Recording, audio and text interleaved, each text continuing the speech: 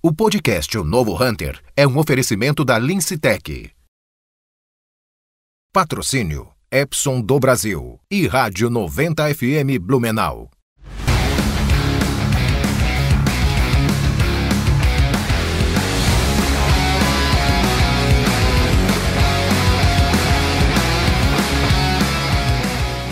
Olá, eu sou Roberto Vilela e você está no Novo Hunter, nosso programa rotineiro aí de toda semana, onde a gente procura sempre trazer um profissional diferenciado, com conhecimento diferenciado de uma empresa que possa agregar para a nossa audiência. E hoje a gente está com um convidado muito especial, que é um grande amigo de longa data, mas vou deixar primeiro o meu parceiro de Novo Hunter se apresentar e depois a gente apresenta o convidado. A gente vai falar sobre agro, sobre jardinagem, sobre equipamentos, sobre natureza e tudo mais que tem a ver com o negócio, né, e que gera desenvolvimento para o país. É bacana trazer uma indústria, né, e vir com uma abordagem nesse sentido. Roberto, apresenta o teu colega. Então vamos lá. Quero apresentar Juliano Isley Silva, um grande parceiro. A gente se conhece já aí, sei lá, uns 10 anos, né, Juliano? Um pouquinho mais, talvez. Sobe mais de 10 anos. Mais. A gente já fez muito trabalho junto nas empresas que o Juliano passou. E o Juliano também está no meu segundo livro, né, O Caçador de Negócios. Então eu tenho a honra de receber hoje aqui o Juliano. Obrigado, Roberto. Obrigado. Juliano, a gente gosta de perguntar, né, se você fosse apresentar a tua experiência profissional como um pitch, né, como é que você contaria pra gente a tua trajetória? Vamos lá. Até outubro agora, para mim, é um marco, né? Eu comecei minha carreira, né, de graduado, vamos dizer assim, né? Então eu sempre separo a minha carreira no pré-jogo, né, que é o antes da graduação, e iniciar a minha carreira profissional de fato, que é o pré-jogo, com o jogo valendo. Então o jogo valendo, eu estou completando 20 anos. Legal. De carreira agora em outubro, e para mim é uma meta bem interessante. E venho, né, no meu pensamento, desenvolvendo bastante o que são os primeiros 20, né?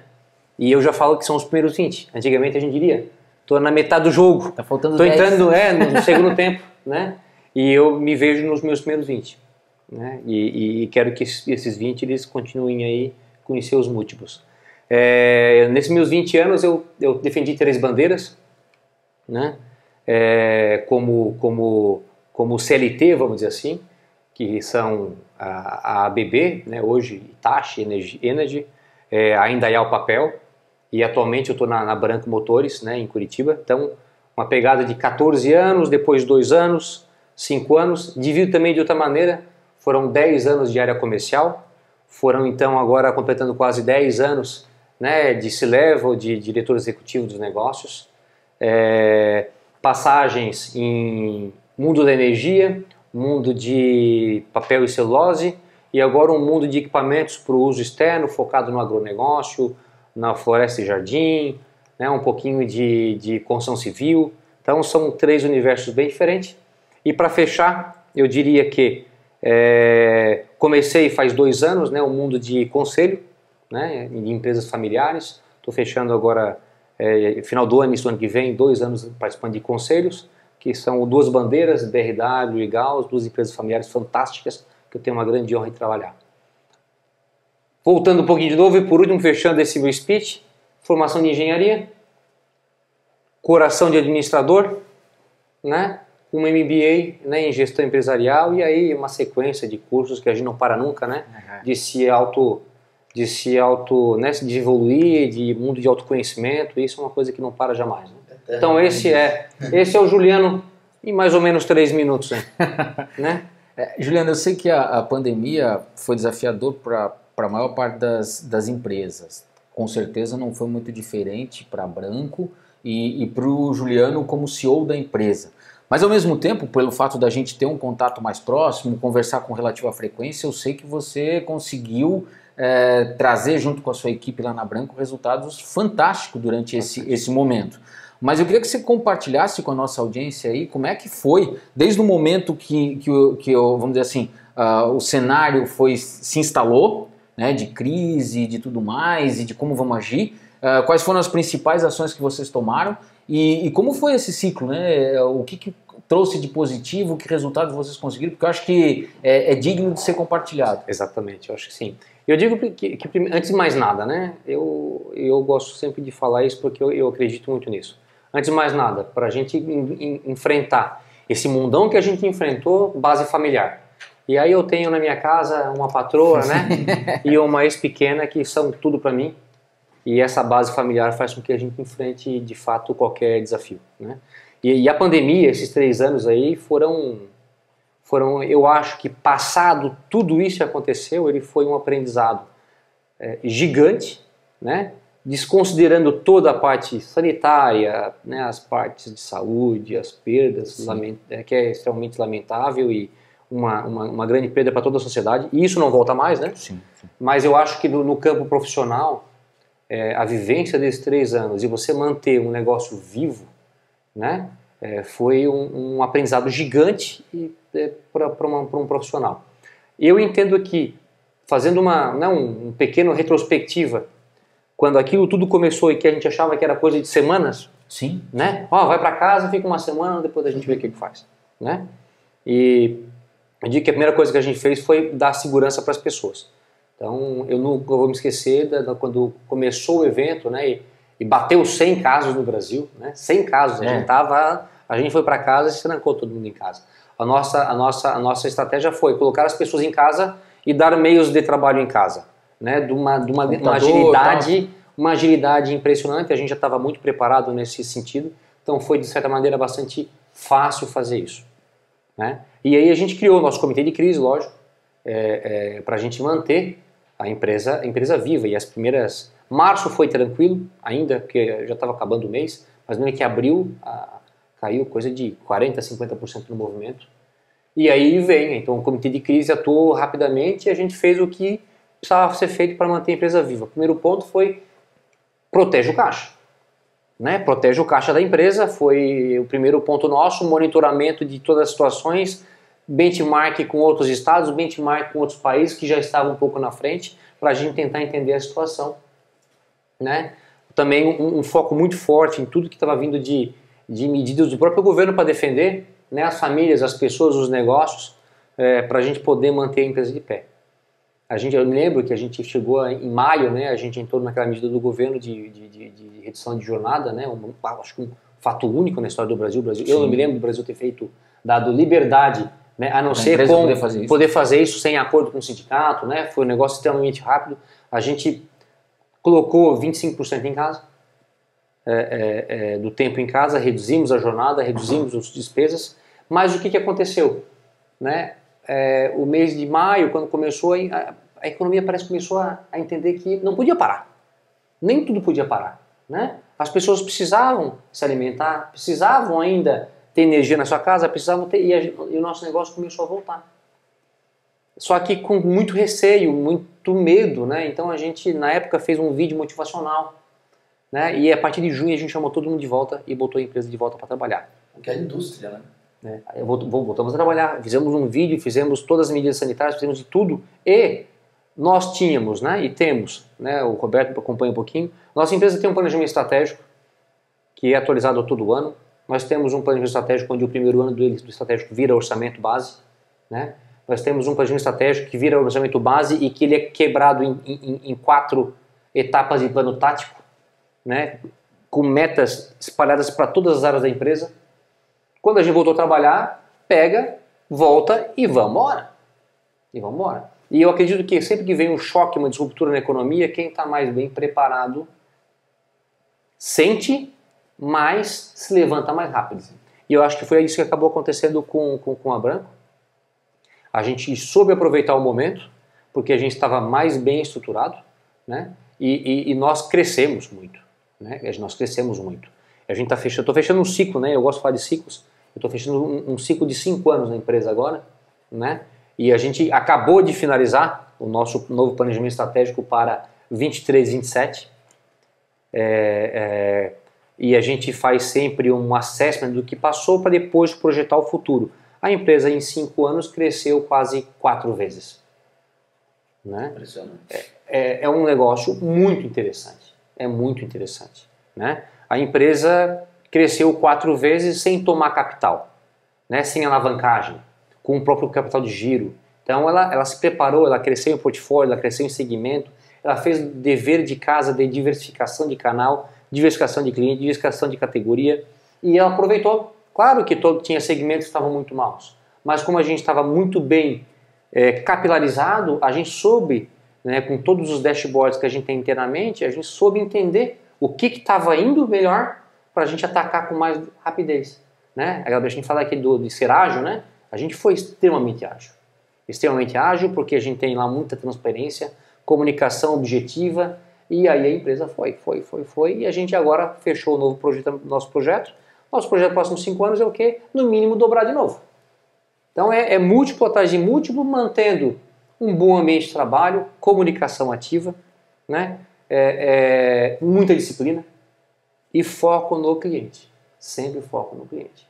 Eu acho que é isso que a gente fez nesses últimos 3 anos, que virou, acho que uma musculatura maior para a empresa, porque quando a gente olha, se a gente conseguiu triplicar, quadruplicar a empresa em 5 anos, com a base que a gente tinha, imagina o que a gente consegue fazer com a base e a estrutura atual que a gente tem para o futuro. Então isso me parece ser muito promissor, com simplicidade, tranquilidade, buscando a cada etapa, né? Adoro o tal do quick win, né? Então a gente tem que continuar fazendo pequenas celebrações. Então eu tenho uma meta de longo prazo, eu quebro ali em várias mini metas e vou degrau por degrau. Funciona muito bem. Degrau por degrau, degrau por degrau. Deixando claro para todo mundo, comunicação aberta para todo mundo, comunicação trimestral para todo mundo, para saber para onde que a empresa está indo. E assim a gente vai, todo mundo sabe para onde a empresa vai. Acho que é por aí. É a filosofia, o Juliano usa uma filosofia que eu já compartilhei com ele, que eu uso em maratona, né? Como é que você corre uma maratona? Eu divido ela em etapas de 5 km, para justamente tornar o processo, além de mais tranquilo, fazer com que você tenha recompensas, né? Comemorações pontuais. É legal até compartilhar com quem nos assiste nesse momento que tem uma história engraçada, porque eu e o Juliano, a gente estava organizado com mais uma pessoa que estava no livro, o Caçador de Negócios, para no dia que foi decretado o fechamento de shoppings aqui em Blumenau e tudo mais, para a gente fazer um evento no Shopping Neumarkt. Assim, lembra disso? Ele estava vindo para Blumenau e eu fui receber um comunicado do marketing do Shopping Neumarkt, não vai acontecer porque está tudo fechado e tal. Inclusive foram algumas pessoas lá para nos encontrar e nós não estávamos. Inclusive um amigo em comum que me ligou e disse, cadê vocês? Eu falei, não pode. E aí depois teve, na retomada da empresa, ele tentou fazer uma convenção também, ia participar, e aí teve mais alguns casos, a gente não fez. E esse ano a gente fez um evento juntos, e eu posso ser prova, vamos dizer assim, viva, de que a energia da galera dele, assim, principalmente do time de gestão, é fantástico, cara. Os caras engajados, sangue nos olhos mesmo, assim, sabe? É um time diferente. E isso foi construído. Eu acho que essa situação que todos vivemos, e quando bem conduzida, e foi bem conduzida pelo Juliano e pelos demais líderes da empresa, faz com que o time se fortaleça ao invés de se enfraquecer. E foi o que aconteceu. Juliano, você falou ali de expansão de portfólio de produtos, né? Uhum. Como é o processo? Conta um pouco pra gente do processo interno de decisão para expandir. Nasce do marketing, nasce de pesquisa, nasce de alguma demanda específica? Como é que é o processo na Branco? Então, nós temos uma grande meta de que a gente cresce de maneira sustentável, né?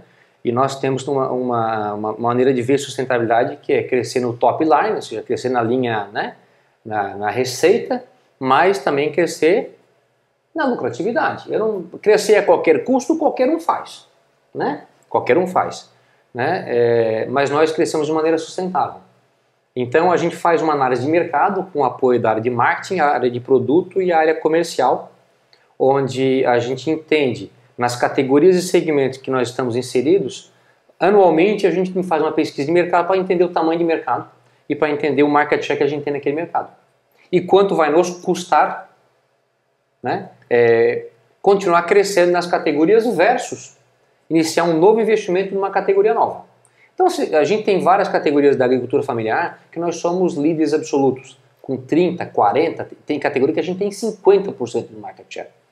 Vou crescer mais nessa categoria? Não faz sentido. Então aí eu gosto muito de brincar de ambidestro, né? Então mantém o teu core. Defende. O teu core ali, defende ele com todas as tuas forças, mas começa os teus projetos em novas categorias. Sim. E quando as novas categorias, que a gente vê isso com um ciclo de 3 anos, elas começam a andar bem, elas vão para o core e eu abro novas categorias. Então a gente faz toda essa análise de mercado que a gente chama de assessment, a gente faz no primeiro dia do nosso PE, a gente faz o assessment. Como estão todas as categorias da empresa, em todos os segmentos, tamanho de mercado e o nosso market share, mais a rentabilidade. E aí a gente ali, entre todo o grupo gerencial, a gente toma as decisões. Se mantemos o investimento ou se a gente começa a abrir novas categorias. Com top line e o bottom line, os dois alinhados. Crescer só para crescer por ego não faz parte do nosso escopo. Nós temos uma filosofia de que toda categoria que a gente participa, a gente tem que ser top 5 no longo prazo. Se a gente não vê perspectiva de virar top 5, não entra. Porque daí eu perco equity da minha marca. Né? Nós temos hoje uma marca linda, né, que é a Branco, e essa marca ela precisa estar estampada em produtos que tenham o reconhecimento do mercado consumidor como produto de qualidade, um produto que vai facilitar a vida da pessoa na sua jardinagem, no seu agronegócio ou na construção civil, se não, a um preço justo, senão nós não entramos porque perde um pouco do propósito da empresa. Então é dessa maneira que a gente faz, anualmente. É missa.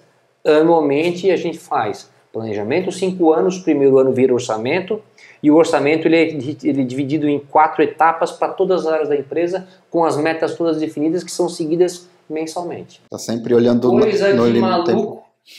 Né? Mas eu digo internamente que é muito melhor se estressar para a prosperidade do que a gente se estressar para fazer recessão. Então é assim que a gente trabalha. E o processo de desenvolvimento de produtos, vocês fazem internamente tudo? Vocês A gente tem dominam uma a tecnologia? equipe- A gente tem uma equipe de engenharia muito forte e uma equipe de sourcing muito forte. Então a equipe de produto defende os produtos que gostaria de trazer para o mercado brasileiro que faz sentido, de acordo com o nosso propósito. A nossa engenharia monta uma especificação técnica e a nossa equipe de sourcing começa a buscar parceiros comerciais que estão tanto nas fábricas do nosso grupo como podem estar em fábricas parceiras do grupo. Aí depende muito da tecnologia que a gente está buscando. Que nós temos muita tranquilidade de dizer que a gente não tem know-how de tudo, né? Mas a gente pode contratar parceiros, e a Branco é uma empresa que tem uma bela relação com os seus stakeholders, seja a comunidade, os clientes, os colaboradores, os fornecedores ou os acionistas, e assim a gente mantém a empresa Eu prosperando. acho que é uma postura Todo mais... mundo feliz. Uma Tem que postura ser. mais correspondente aos nossos tempos, né? Não adianta a gente querer inventar tudo em casa, né? Não adianta querer ser verticalizado, né? A gente pode fazer Não, a gente alianças tem- estratégicas imagina, e desenvolver em A gente não pode ter conjunto. arrogância em acreditar que nós somos os detentores dos melhores Sim. processos, produtos, Subsistemas. os sistemas do mundo. Não é? Seria uma arrogância absurda, né? Então a gente tem essa humildade de procurar parceiros comerciais que tenham o alinhamento de propósito e daquilo que a gente defende como qualidade estabelecido. Se não, aí não. Mas por isso que nossos lançamentos levam aí de 3, 4 anos para trazer um produto ao mercado. É um negócio de longo prazo, com um investimento de homem hora e até de capital intenso, até que um produto chegue no mercado e a gente possa começar a medir os resultados. Então é longo prazo. E a gente entende que a maturação do produto é de 3 anos. Quando tu soma 3, 4, mais, né, 3, Vai terminar pô, dá sempre. 7, é quase 6, 7, 8 anos Sim. para você estar no topo da cadeia no topo da cadeia da categoria que você desenvolveu. É um processo muito longo.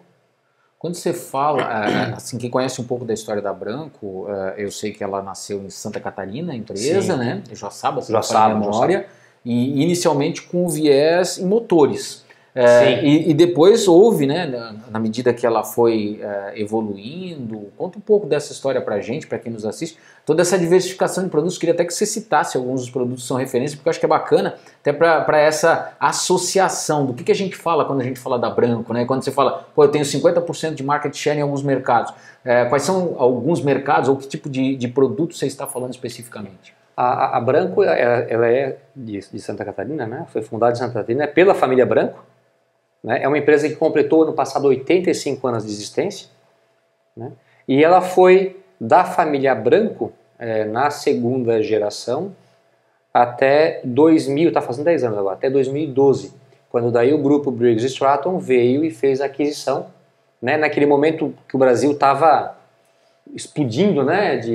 No cenário internacional, toda e qualquer empresa americana ou europeia estava investindo no Brasil ou então estava perdendo créditos de futuro, né? Aí depois veio toda a nossa recessão, aí eu acho que ali que o Brasil perdeu um pouco do prestígio que está sendo recuperado agora. Mas naquele momento a Briggs comprou e aí começou uma transição de uma empresa familiar, quase 85, né? Tinha 75 anos de idade, para uma multinacional americana, né? E foi muito chocante, uma cultura completamente diferente. Você tinha uma postura familiar que é muito forte na cultura, né, as empresas familiares brasileiras, e uma empresa americana que é colonizadora, né? Ela é colonizadora, né? Até um perfil colonizador. Então, não foi uma fusão fácil, teve seus problemas, né, históricos aí nos primeiros anos, mas hoje é uma empresa extremamente próspera, de sucesso, com um pace de crescimento fantástico, né? Em 2019, o grupo Briggs foi vendido, né, por um fundo de investimentos americano chamado KPS, Capital Partners. Hoje, então, a empresa era pública na Bolsa de Nova York, foi fechado o capital, o fundo é dono dela, e aí a gente está indo para mais um nível de cultura. Porque um fundo de investimentos tem uma pegada bastante diferente. São outras métricas, né? São outras métricas. Aí é uma outra experiência muito interessante que a gente está passando, né, com o fundo.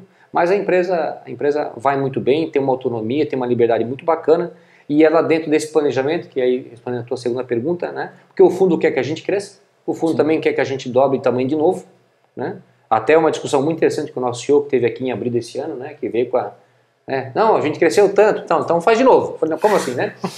Como assim? Não, faz de novo. E como? Vai me ajudar? Não, faça você aí. Vamos começar a entrar no limiar dos grandes números. Vai e faz de novo. E a gente aceitou e nós vamos fazer de novo. Né? E aí que a gente criou, dentro do nosso planejamento estratégico, a gente saiu de uma predominância de agronegócio, a gente começou a expandir para floresta e jardim, né? Serviços, e também os nossos motores para cabeça de força de máquinas e equipamentos no Brasil, né? Então a gente tem esses 4 segmentos que a gente atua. A gente começou a criar marcas novas, né? Então a Branco como marca ela é extremamente forte no agronegócio, consolidada, uma marca preferida, top of mind. A gente ganhou recentemente vários prêmios de reconhecimento do mercado rural, né? E a gente criou agora 2 novas marcas, a Branco Elite, que está direcionada para equipamentos de alta performance na linha de jardim, e criamos a Branco Casa e Jardim, que é essa que eu entendo que vai ser a mais famosa lá na frente, que é para o mercado doméstico, residencial. Então a gente começou com equipamentos de linha jardim esse ano, né? Para que o dono da casa cuide do seu jardim. E no futuro, não posso falar, porque daí a minha gerente de marketing, o gerente de produto vão me matar, mas projetos secretos. O mapa de lançamentos dos próximos anos é extremamente agressivo. Você tem que trabalhar com um pipeline com antecedência. 3, 4 anos. Até 2027 está tudo definido, tudo mapeado, tudo sendo trabalhado já. Isso que é o interessante da intensidade da nossa gestão lá, que o Roberto falou. A gente está engajado, está todo mundo unido, a comunicação ativa, porque a gente já está trabalhando com 2027. E aí, com uma estratégia de lançamentos concatenados para você ir ativando o mercado e sempre ter coisa nova para apresentar. E aí, aquilo que eu falei, quando dá 3 anos o produto chega na sua maturidade, tá legal, vai para o core, não tá legal, aí a gente reinveste para dar certo, aí a gente no comitê toma a decisão, ou a gente faz o exit. Porque a gente só pode ter no nosso portfólio aquilo que de fato faça jus à marca que nós temos, senão a gente não fica. E é assim a gente vai. Mas é uma doideira. É uma doideira, mas o nosso mapa para o futuro é muito agressivo. Muito agressivo. E a gente está bastante otimista para onde isso vai nos levar. Também num cenário promissor, né, de todo o agro, todo o segmento, tudo que está relacionado, e cada vez mais, e tem uma tendência de consumo, uma macro tendência das pessoas cuidarem mais, até no pós-pandemia, isso, né, cuidarem mais das suas casas, estarem mais dentro, a questão do trabalho remoto, a pessoa está cuidando do seu ambiente doméstico, né, com cuidado. Isso nos trouxe luz para o que podem vir de lançamentos novos. Também, a mudança de hábito trouxe um boom para alguns equipamentos, e também nos chamou a atenção para outros equipamentos que podem vir a ser... Estão relacionados com a tua área e dá para encaixar no teu portfólio. Dá para encaixar com as marcas que a gente acabou de lançar no mercado. Interessante. Bom, Juliano, eu volto e meio, eu brinco aqui no podcast Novo Hunter, que existem alguns perfis diferentes de liderança. Existe aquele que o cara precisa estar o tempo todo motivando, instigando, o líder mesmo para ele assumir esse papel. E existe aquele líder com um perfil meio que louco que a gente precisa segurar. Eu não preciso dizer qual é o teu perfil, né, cara? Eu acredito que a tua equipe deve saber, né? É mais aquele cara assim, realmente estricnado, alucinado, e a gente sabe disso. Como é que você hoje conduz com a equipe? Você é um cara bastante acelerado, a gente sabe disso. E nem sempre quem está na nossa equipe tem o mesmo ritmo. Como é que é para um cara acelerado como você calibrar a mão nesse sentido para não exagerar na dose e ao mesmo tempo colher os resultados? Porque ninguém dobra de tamanho num curto intervalo de tempo mastigando água ou fazendo espuma. A gente sabe disso. Mandando ver. Só que é fundamental isso, né, cara? A gente ter essa questão assim de aperto ou tô apertando demais ao ponto de arrochar. Como é que é o modelo de liderança do Juliano? Então, eu sou acelerado, né? Mais ou menos. E não dá quase para notar. Eu sou acelerado. Mas eu reconheço que eu sou acelerado, né? Hoje, apesar de que, como todo bom ser humano, a gente também falha e às vezes esquece que é acelerado, né? E acha que o mundo é assim. Então, eu sempre construí, né? E a Branco hoje é uma empresa que eu tenho uma equipe de gestão que é um orgulho, né? Não só a equipe de gestão, toda a liderança da empresa, todos os colaboradores da empresa. A gente é uma empresa extremamente enxuta, né, em processos. A gente é muito horizontalizado, né, com muita autonomia na empresa, com uma transparência absurda, né, que trazem consequências, eu digo, né? Porque assim, a transparência, o pessoal, todo mundo, né, naturalmente gosta de uma transparência quando ela traz bons feedbacks. Exato. Né? Mas a transparência, ela traz também os maus feedbacks, né? Mas essa é a beleza da transparência. Então, a equipe que a gente tem montado lá, que é uma equipe extremamente forte, ela é extremamente forte porque a gente capacita ela muito, a gente tem realmente um corpo muito forte, mas a gente tem um corpo diverso, né? E eu acho que é isso que faz com que eu possa ser acelerado, mas ao mesmo tempo eu preciso me controlar, mas o time me ajuda. Porque quando eu tenho um corpo forte, um corpo diverso, se a empresa tivesse, né, na gestão, né, só Julianos, a empresa quebrava rapidamente, né? Como eu tenho um time diverso, eu tenho o cara mais criativo, o cara menos criativo, o cara mais acelerado ou menos acelerado, eu tenho lá realmente pessoas fortes nas suas posições, mas completamente diferentes uma da outra. Então é difícil fazer a gestão de um time assim, mas é extremamente sustentável no médio e longo prazo. Porque se eu estou errando, eles têm toda liberdade de chegar em mim e estar errado. Né? Isso que é o legal. Sim. Né? Funções que se complementam e se equilibram. Complementam, eu tenho um orgulho violento do meu time, eu não me canso de dizer, a gente recebe volta e meia alguma premiação tanto de GPTW, de Top of Mind, e a gente agora está concorrendo a um prêmio muito bacana também, né, do turnaround da empresa. Então isso tudo é muito legal. Isso demonstra que a gente não é só bom em cuidar do cliente, a gente não é só bom em ter uma empresa, né, que é um excelente local para trabalhar, que é o Great Place to Work, mas também que a gente também tem uma empresa próspera, né? Sim. Então esse eu acho que é a beleza do negócio. Então o meu estilo ele é acelerado, mas ele é um estilo de transparência total, de autonomia absurda, e eu começo sempre confiando. Lógico, né? Perdeu a confiança, o negócio fica muito mais complicado. Acompanhando os resultados e as métricas corretas. Então assim, a gente tem muita firmeza, muita disciplina, mas a gente gosta muito de se divertir trabalhando. Sim. Eles parecem ser antagônicos, mas não é. Né? Então assim, porque a empresa é feliz, todo mundo dá risada, então a gente pode ficar só conversando e não trabalhando. Não, legal. A gente tem que entregar o resultado e ser feliz fazendo. Né? E aí a empresa que dá resultado, ela investe no colaborador. Ela proporciona um ambiente ainda melhor para trabalhar. Porque as estatísticas e os estudos que tem por aí, em muita universidade, é que a pessoa, quando ela é feliz no que ela faz, ela executa melhor. Sim. Então, eu acredito nisso. Então, e se a pessoa performa melhor, o negócio dá mais resultado. Então, isso é um círculo vicioso. A gente investe num ambiente bacana, transparente, amigável, feliz. Mas isso não é só isso, né? Ele tem estresse, ele tem disciplina, ele tem pegada forte para que a gente possa alcançar nossas metas. E é assim que a gente vai levando a empresa liderando. com um time muito capacitado, a gente investe mais de 40 horas anuais por pessoa em treinamento, né? O Roberto já fez treinamento lá com o nosso pessoal também. A gente investe muito em tudo que é gap ou área que a gente entende que precisa melhorar, porque nós dizemos internamente que a nossa empresa ela sempre evolui ao passo da área mais lerdinha. Sim, é o gargalo, né? Teoria das restrições. Teoria das restrições. Esse aqui é o meu esse é o chique de falar, né? Eu falo no jingle assim, é o mais lerdinho. Então o que a gente faz com o mais lerdinho? A gente cuida dele. A gente capacita ele, e aí que é o legal de ter um time engajado que o Roberto presenciou. Quando o time é engajado, quem está com dificuldade é suportado. E assim a gente segue.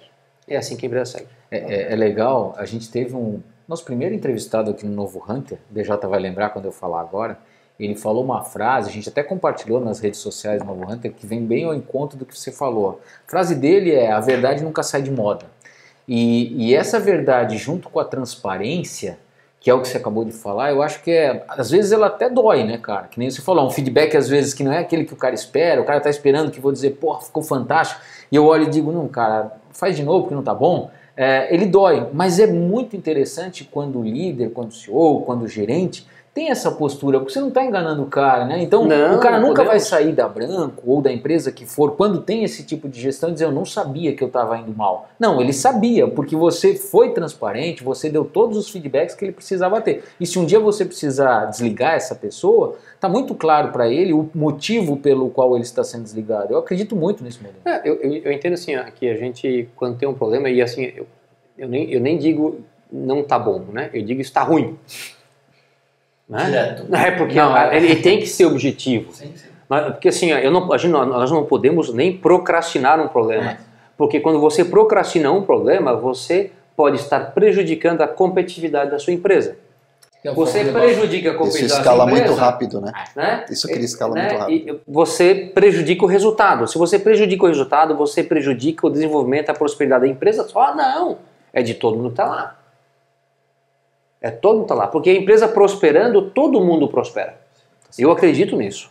Né? Eu acredito nisso e a gente pratica. Nós temos um alto índice de promoção interna. Por quê? Porque a empresa acredita no seu capital humano e prospera. Quando ela prospera, primeiramente, ela promove a sua mão de obra interna. E isso é a beleza do processo. A gente acaba mudando a rota da vida das pessoas porque a empresa está acelerando. Isso é lindo. E fideliza os colaboradores. Com toda certeza. Com toda certeza. Juliano, você falou ali sobre cada um tem a sua posição, tem os mais acelerados, os mais estáveis, etc. E o nosso podcast, que se chama O Novo Hunter, a gente busca entender esse perfil desse novo profissional, desse profissional que está se colocando, que já está no mercado estabelecido, contribuindo com as empresas. Mesmo com essas várias posições, o que você poderia dizer para a gente que é o âmago de características que fazem sentido para esse novo Hunter? Eu acho que a base, né, a base de tudo numa empresa é a gente acreditar no capital humano. Né? Então eu acredito que a instituição, né, o CNPJ, ele nada mais é do que um agrupamento de CPFs. Né? Então você precisa acreditar nos CPFs. Ele não pode ser um quadro na parede, né? Nós investimos nas pessoas e você não praticar isso no dia a dia. Perfeito. Você precisa realmente praticar e não se preocupa tanto com o quadro. Não se preocupa, né? Você, quando chega numa empresa e você percebe que a empresa ela é próspera e que ela, de fato, ela foca em pessoas, você percebe no ar. É perceptível. Então não precisa de um quadro para dizer que nós acreditamos nas pessoas, né? Você percebe isso. Então eu acredito que o Hunter, e eu acho que o termo Hunter é fantástico, né? Porque o mundo está tão doido, né, no bom sentido, com tanta disrupção, né? Pô, a gente mal saiu na pandemia e nós entramos numa guerra.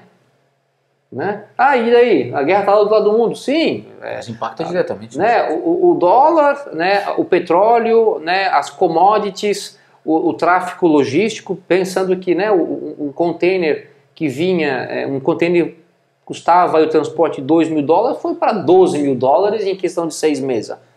Se você importa aí 100 containers por mês, você está pagando quanto a mais de dinheiro? né? E de onde é que vem esse dinheiro? Então eu acredito que sim, primeiro ponto, né, de um hunter, num mundo que a gente vive hoje, que é de disrupção atrás de disrupção, né, ele precisa primeiramente acreditar em pessoas. E quando eu digo acreditar em pessoas, é você realmente acreditar na diversidade da brincadeira como um todo. Não adianta você repetir o seu modelo em todo o seu time, você está lascado. Você tem que ter pessoas de características completamente diferentes, porque a gente não sabe de onde é que vai vir a próxima disrupção, né? Então não adianta ter só um ponto de vista na sua empresa.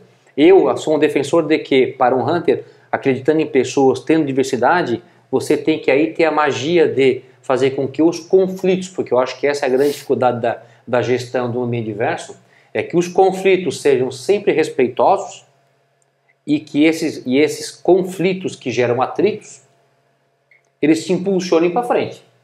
E não que você fique dando cabeçada sem se mover, né? Então eu acredito que o primeiro ponto é o capital humano, com toda essa brincadeira da diversidade, num ambiente de muito respeito, mas de muita transparência e objetividade.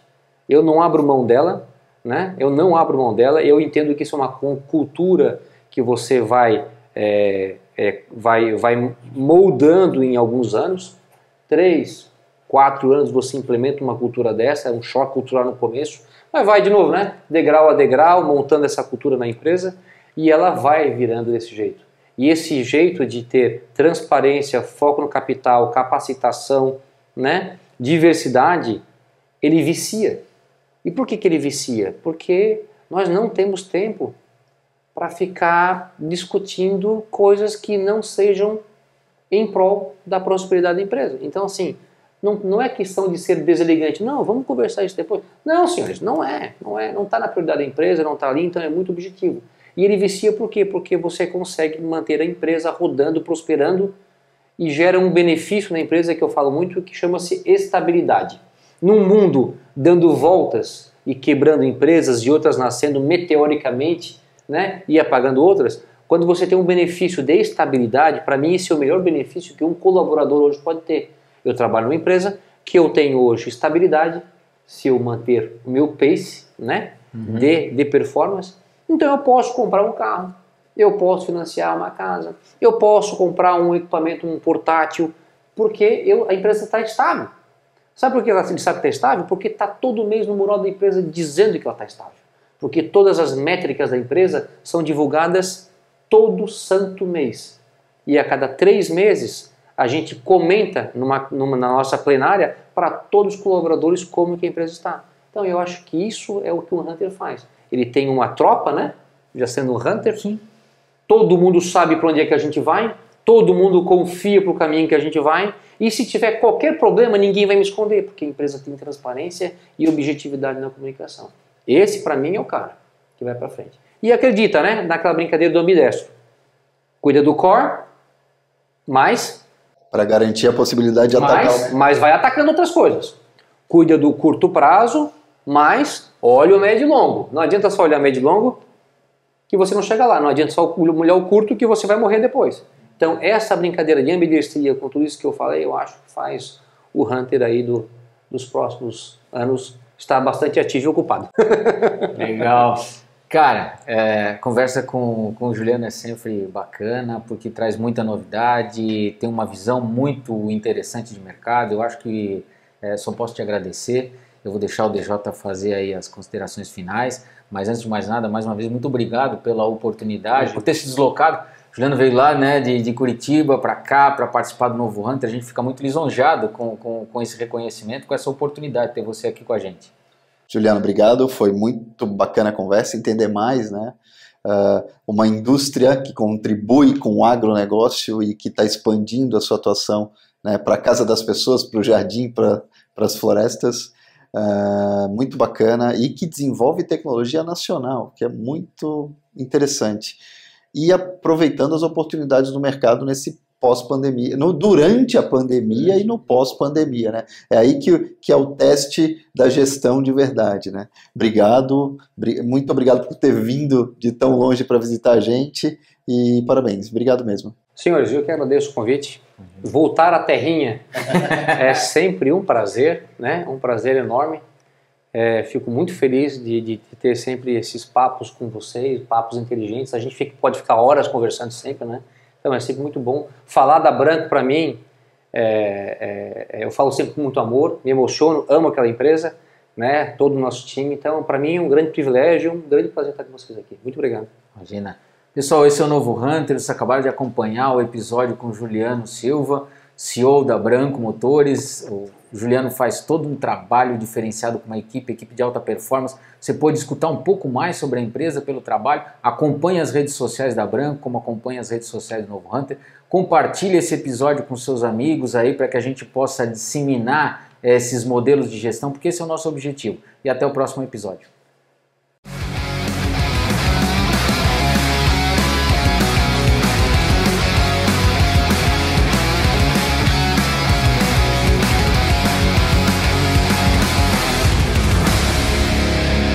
Podcast O Novo Hunter.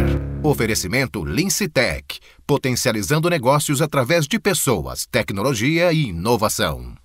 Patrocínio Epson do Brasil e Rádio 90 FM Blumenau.